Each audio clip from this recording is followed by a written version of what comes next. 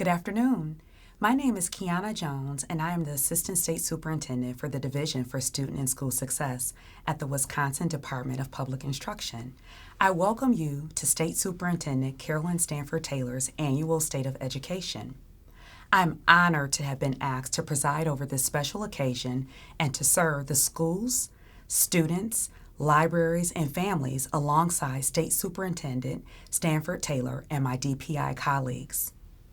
Although the State of Education address is being held virtually and the event has a different feel from previous years, I am pleased to share, as in past years, special guests have been invited to attend. This year's address including Governor Tony Evers and First Lady Kathy Evers, Lieutenant Governor Mandela Barnes, Attorney General Josh Kaul, State Treasurer Sarah Galaski, Secretary of State Doug LaFollette, the Wisconsin Supreme Court Justices, the Wisconsin Legislature, leaders of tribal nations, cabinet secretaries, leaders of education associations and councils, cooperative educational service agencies, and educators representing schools and districts across our great state. Many of you are attending the Joint Wisconsin Association of School District Administrators and Department of Public Instruction Virtual Fall Conference. We welcome you with a sincere thank you for your leadership and commitment to students and staff during this time. And a special thank you to John Bales, WASA's Executive Director, and his entire team for organizing the Fall Conference and for the strong partnership with the department. Thank you for all being here today. Now, I have the true honor of introducing Wisconsin State Superintendent Carolyn Stanford Taylor. Carolyn Stanford Taylor was named Wisconsin State Superintendent of Public Instruction in January of 2019. With 4 decades of public education experience, she has dedicated her life to the education of our next generation and ensuring all children have an opportunity to access a quality education. Ms. Stanford Taylor is the first African American state superintendent in Wisconsin history. As Wisconsin Chief State School Officer and leader of the Wisconsin Department of Public Instruction, she is committed to building on the vision of every child a graduate, college and career ready, and advancing educational equity. Ms. Stanford Taylor attended the University of Wisconsin-Madison and received her bachelor's and master's degrees. She served as a classroom teacher and principal in the Madison Metropolitan School District for over 20 years. In 2001, Carolyn joined the DPI, serving as the Assistant State Superintendent for the Division for Learning Support, a position she held for over 17 years. She and her husband, Larry, have 5 children, all public school graduates, and 2 are public school educators. Her work with and for children extends beyond her professional career through service with her church and the community. State Superintendent Stanford Taylor, welcome. We look forward to your State of Education address.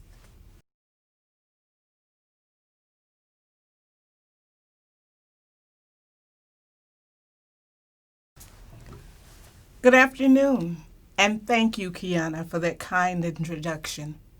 It is my honor to address the people of Wisconsin in the first ever virtual State of Education. I'm so incredibly proud of Wisconsin students, parents and families, our educators and staff, and our many community partners and leaders for coming together in some of the most amazing ways during this extraordinary time. Thank you for your perseverance, kindness, and grace. 2020 has been a year of profound change. Each of us has been challenged individually and collectively in ways we could not have foreseen. While the road ahead remains uncertain, what is clear is our commitment to our children, to building a better future and better world for them. As State Superintendent, my focus and that of the Department of Public Instruction is to build on the vision of every child a graduate, college and career ready, while advancing educational equity for every child. Though the pandemic has created new obstacles to this work, our education community continues to work tirelessly to help meet the needs of every child. Consider just a few examples from the past 6 months. This spring, Educators across Wisconsin re-envisioned their entire educational delivery models within the span of weeks. Together, we raced to break down barriers and forge new partnerships to provide meals, devices, internet access, instructional materials, and other supports to students in a safe and secure way. Since the onset of the pandemic, Wisconsin has provided over 31 million meals across our school lunch, breakfast, and summer food service programs. Our school meal programs are the definition of essential services. We know if a child is hungry, that child cannot learn.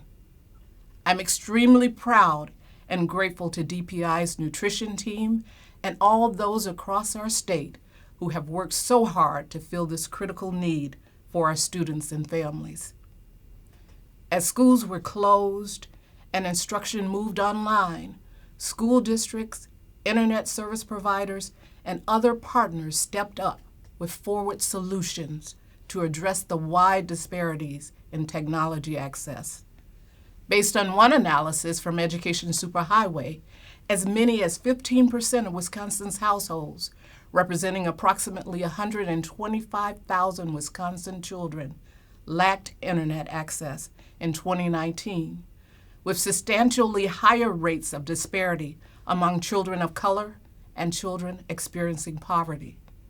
The data suggests as many as 1 of every 3 Black and Latinx students did not have internet access. The response of our education community was swift. School buses were redeployed as mobile hotspots. School staff delivered Chromebooks or mobile hotspots to children's homes.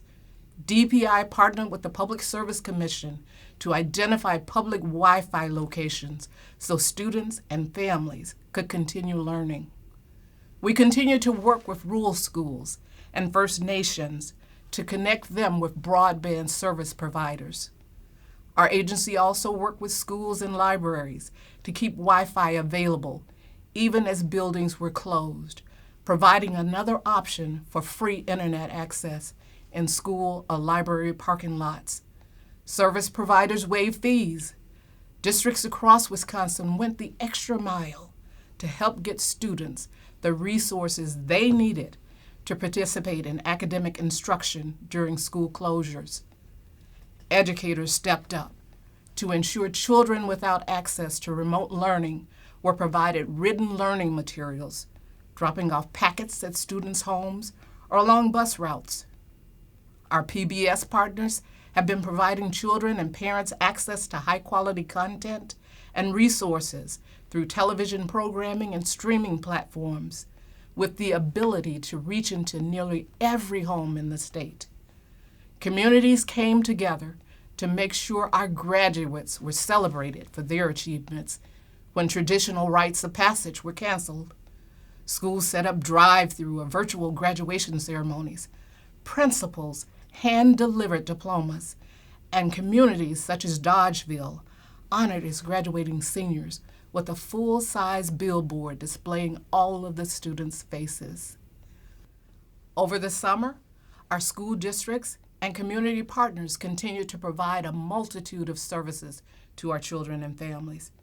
At the same time, our educators and leaders devised strategies to move beyond the early emergency response. I am immensely proud of their work and the work of the DPI, which is mobilized across every content area to provide support, guidance, and best practices to our schools. School leaders and board members have worked tirelessly with state and local public health officials to create school reopening plans that prioritize the health and safety of students and staff while working to meet the academic, social, emotional, and nutritional needs of every child.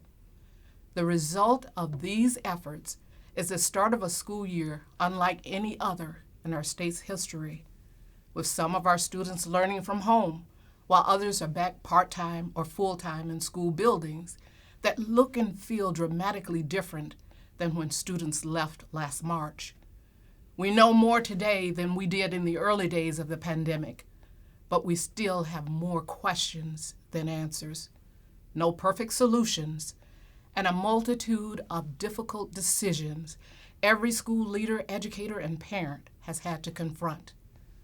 Still, 2020 has provided us with an unparalleled opportunity to reframe and reimagine in a more inclusive manner.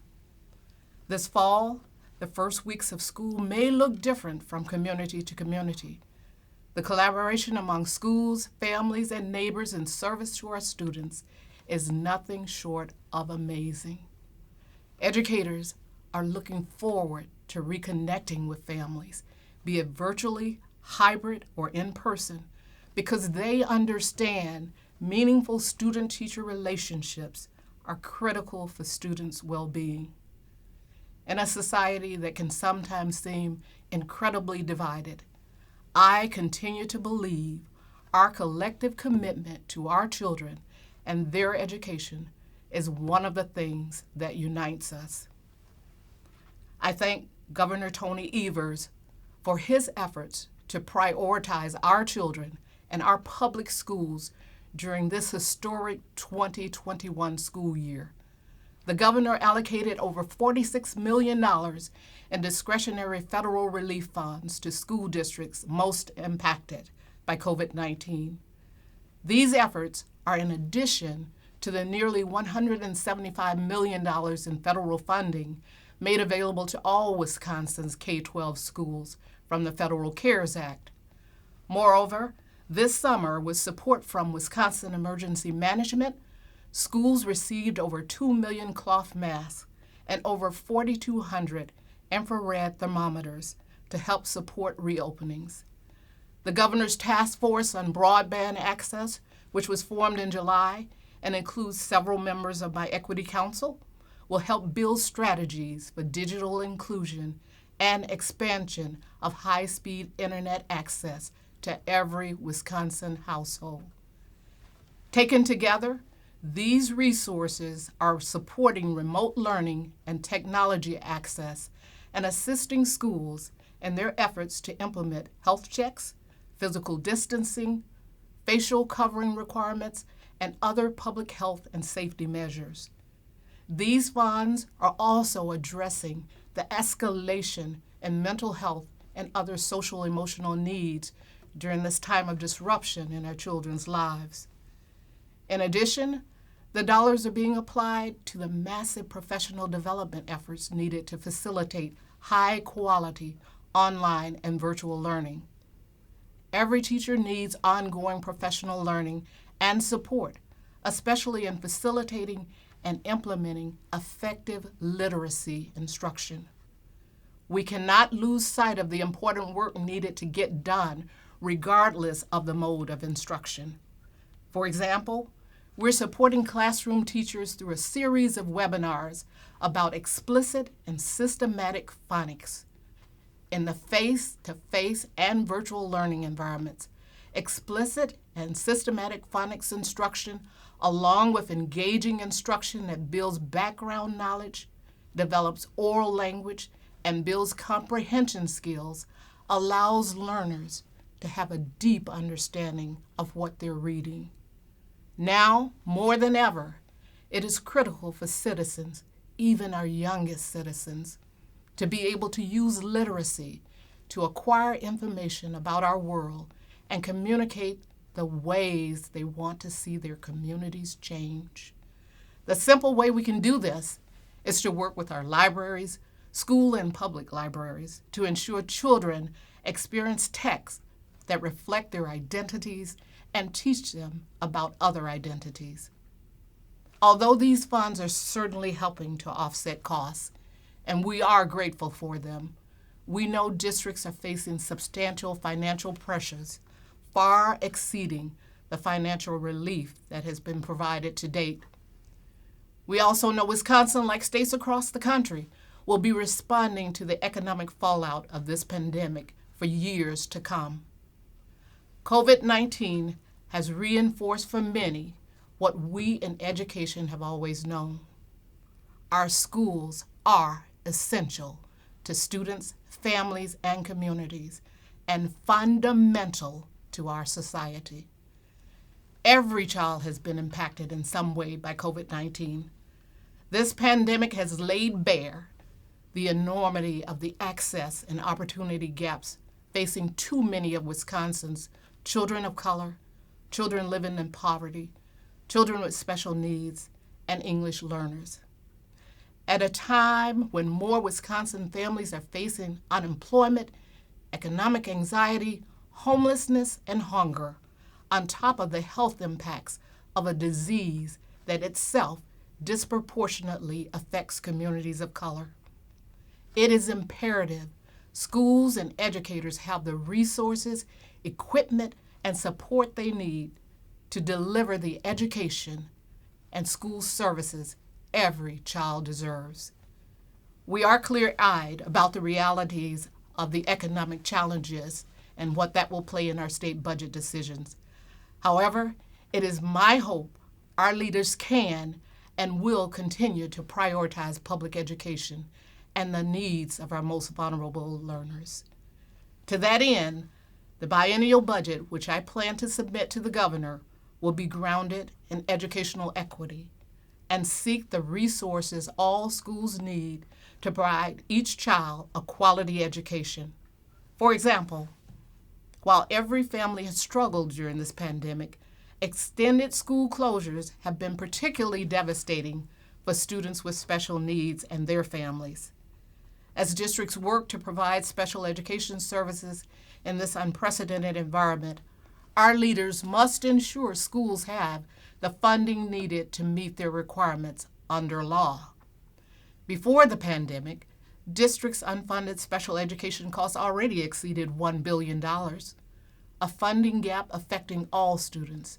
That is why I will be proposing an increase to the special education categorical aid. I will also be requesting an increase in funding for our mental health services. Wisconsin leaders have long recognized the need for greater investment in school-based mental health services. With at least 1 in 5 students facing a mental health issue and nearly 60% of high school students self-reporting significant mental health needs before the extended school closures, we know the need for mental health services will be substantially greater as students grapple with the effects of this pandemic. The pandemic has also underscored the critical role of teachers and the role that they play in the lives of their students. Yet, far too many teachers are leaving the profession, and too few students are aspiring to become teachers. Conditions, I fear, will only worsen this year. I believe it is important we support our educators, respect their voices, their concerns, and their feedback in times of calm and crisis. And it is why we must commit to doing all we can to recruit the next generation of educators and substantially diversify Wisconsin's educator workforce, so all students can benefit from having teachers of color. DPI is working with our education preparation programs to help develop new teachers and support innovative ways districts are growing their own future staff. Our educators are on the front lines of our collective efforts to disrupt systemic educational inequities, to build a better Wisconsin for every child. At the DPI, we're working hard to support our educators and local school districts in this work, and have put educational equity at the center of everything we do. For example, over the past year, we have advanced recommendations from our Equity Council to implement high-quality social and emotional learning services. Grounded in equity, we're building capacity for this work in districts around the state. Education Forward, our guidance around school reopenings, was built in partnership with our education stakeholders and calls on district leaders to keep equity front and center when creating their reopening and continuity plans. We have strengthened our partnerships in collaboration with Wisconsin's 5 largest school districts, which represent the majority of children experiencing the largest gaps. Together with WASDA, we built a learning community with leaders in these districts to strategize on how best to meet the needs of our urban districts. We've created new partnerships and programs with our colleagues at the Department of Children and Families to invest in early childhood, to build school readiness and academic success for our youngest learners, including new support for American Indian languages and culture. Many districts have also worked with child care agencies to provide care and supervision during virtual learning this fall. Wisconsin schools have no shortage of challenges and needs. Times like these often present the greatest opportunity for change. An unprecedented health crisis, economic challenges, and the clarion call for racial and social justice have served to further highlight many systems of inequity. Our schools are not immune.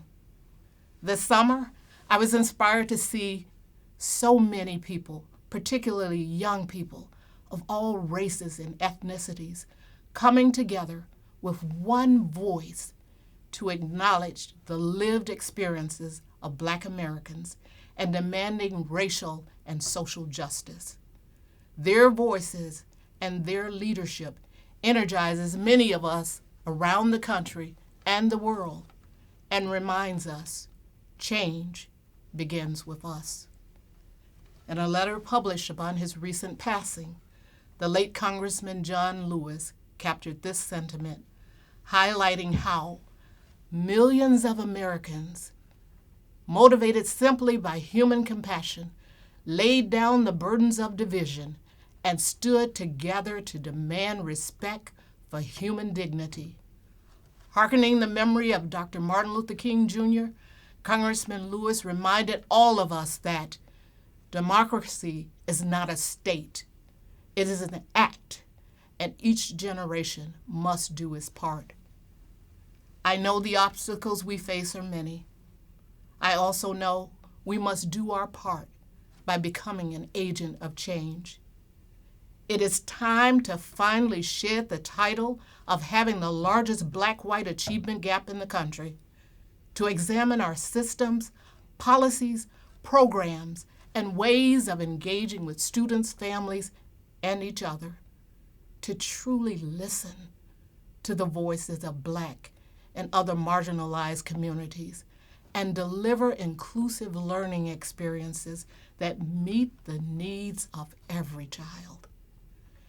Together, we must have the difficult conversations about race and equity in our schools and communities, and tackle our achievement, access, and opportunity gaps directly and intentionally. We can build confidence and skills in our staff to lead challenging conversations and deliver critical content to our students about race and racism in our country. We can create spaces where all students feel belonging, are valued and appreciated for who they are and what they bring, and are supported and empowered to advocate for their beliefs. Like so many of you who've answered the call to teach, I am passionate about this work, about lifting up the next generation and helping them reach their limitless potential. I'm grateful to Governor Evers for entrusting me with this role and providing me the opportunity to affect change for Wisconsin students and families on a statewide scale. Although I will not be seeking election next year, my work is far from over. Serving as your state superintendent and the chief advocate for our public schools and libraries has been the honor and privilege of a lifetime. Please know, wherever my path leads next, it will always be in service to our children and families. The path we've all had to walk this year is far from the one we expected, but as our response to COVID-19 forces us to think differently about many aspects of public education, this year also provides us an unparalleled opportunity to act. Our schools are the hearts of our communities and the backbone of our democracy. Let us work together to create a new system of education where a child's race is no longer a predictor of success or failure in our schools, where a child's location or family income does not determine their ability to access rigorous curriculum or online coursework, where all education environments are inclusive, accessible, and equitable. Let us reinvent systems that support the well-being of all children. Reimagine how we make decisions together with all stakeholders and invest the resources our public schools need so all children can thrive. Let us rise together and seize this moment in history. Together we can make meaningful change, lasting change. Together we can create the education system every child deserves. Thank you for your leadership, your advocacy, and your dedication to our children, our schools, and our state. Be safe and be well. God bless you, and on Wisconsin.